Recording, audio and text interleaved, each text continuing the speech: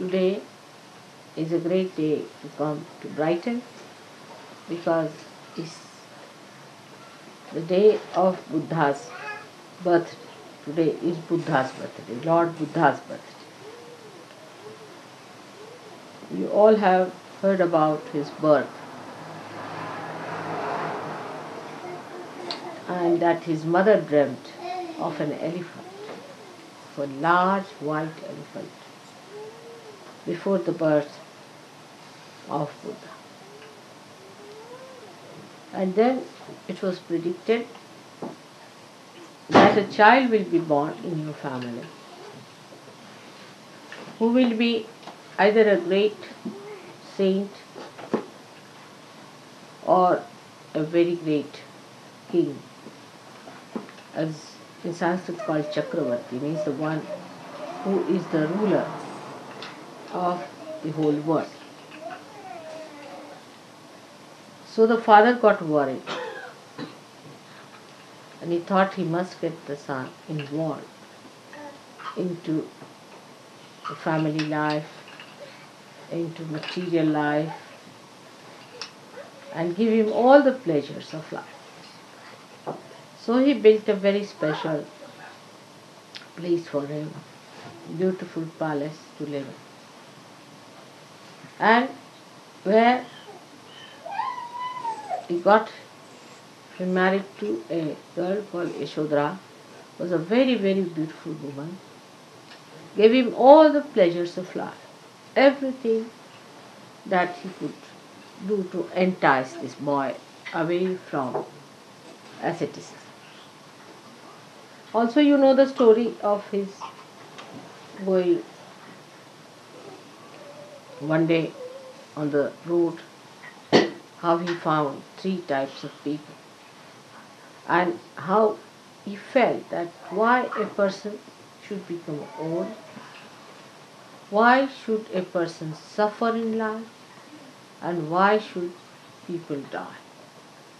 So all these three things put an enquiry into himself, and he started trying to understand why these things happen to human beings. With this the inquiry started. So he reached a point where he could not bear any more the comforts and all the attachments that were entangled around him by his father.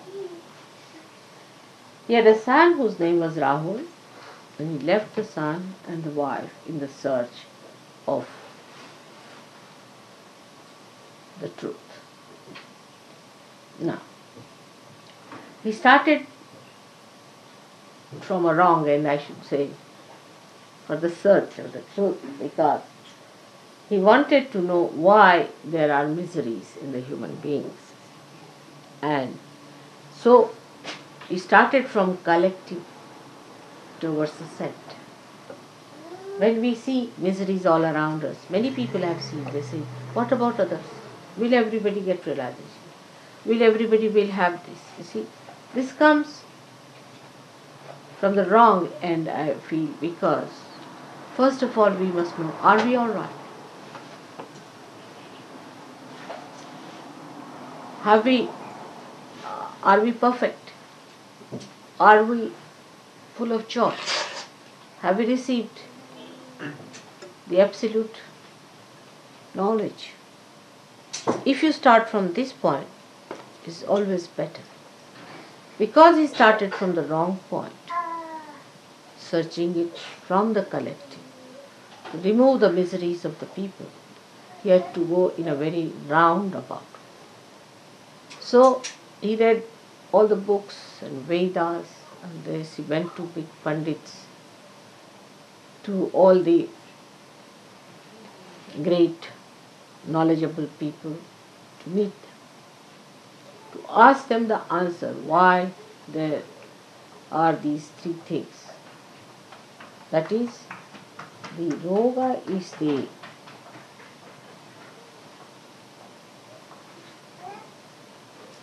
health or miserable physical body then the death and the old age. Went and asked so many people, and they said, you have to die because you are born. And then they said that you have to become old because you are born like that. And you have to suffer because you commit sins. He was not satisfied with his answer. So he went on searching and searching and searching. And then he got tired, absolutely fed up. When he went to a place called Gaya, very near Patna it is, I have seen the place and the tree. And he sat under a banyan tree where he slept off because he got so tired of his seeking. And after the sleep he got up and suddenly he got his realization. And he thought the whole drama is over. Now his mother herself was Adi Shakti, who gave him the birth. And she died just after the birth of the child. And he got this realization. Now at that time, when he got his realization, there was nobody to tell him what it is. That what it means. Realization is nobody to decode or talk about anything that was to be understood by him. But because of his tremendous seeking and such ardent desire that the Shuddha Ichcha, the Kundalini itself, rose. But of course the Adi Shakti blessed him and he got his realization under the banyan tree. Now any incarnation which came on this earth had to samayachar, according to the time, the need of the time had to act, firstly. Secondly, the need of the incarnation to come on this earth was first created in the human being. So supposing at a time when there was too much of ritualism, Brahmanism or priesthood, and people were trying to take everything onto those artificial rituals and all that, an incarnation had to come on this earth to correct those ideas. Like Krishna came at a time when he said, this is all Leela, puja and everything he cancelled. There's nothing to it, no puja, nothing. You just have ras, enjoy yourself. It's all a joke going on, see. So he brought that concept at that time in the awareness of people that the whole world is a Leela, is a play of God's own whims. So you just enjoy it. And that's how he created this wonderful festival of Holi, which we had in Delhi. I don't know, any one of you who was there for the Holi? No. You were there? 2 years. No, but this time you were not there. You might get the pictures of that. So in the same way, when Buddha came in, first problem was that he thought that it's better not to talk about God. Because in his search, everybody told him the answer was, oh, it's God who does it. He punishes you.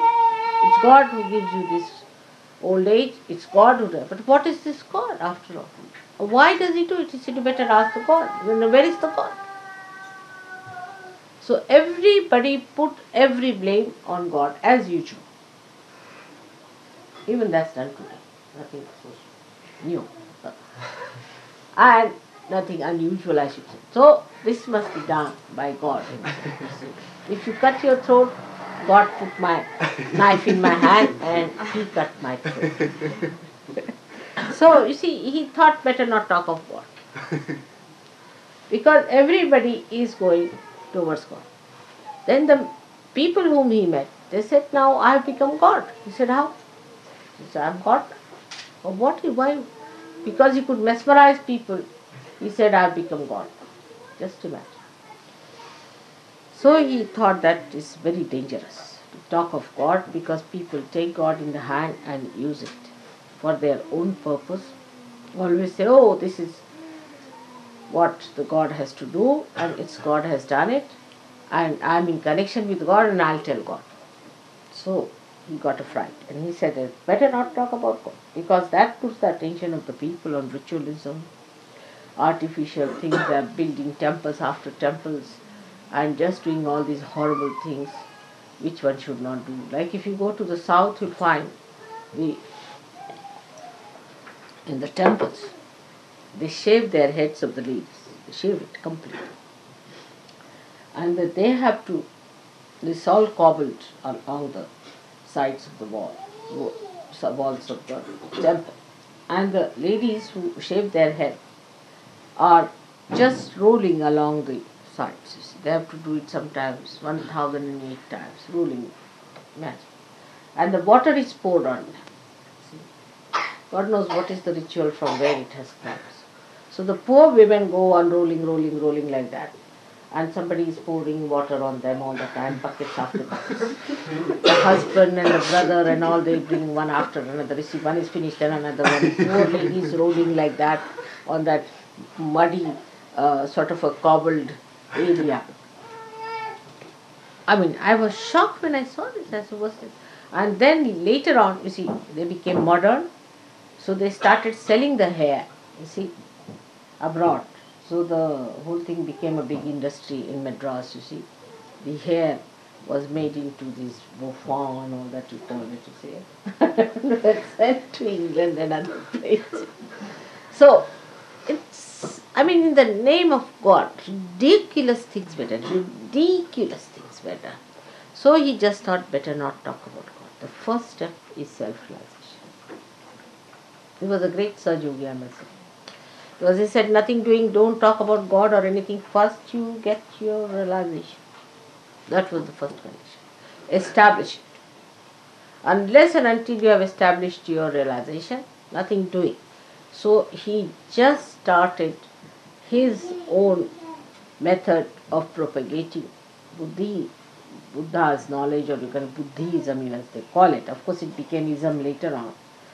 So all that he started with the idea that people should first become Buddha. Buddha means realize. Buddha is to know. So Buddha means the person who has known, means the one who is a realized. So what he says, Buddham Sharanam Gaccham. I surrender. Sharanam means I surrender to the Buddhas, means to all the Sahajogis.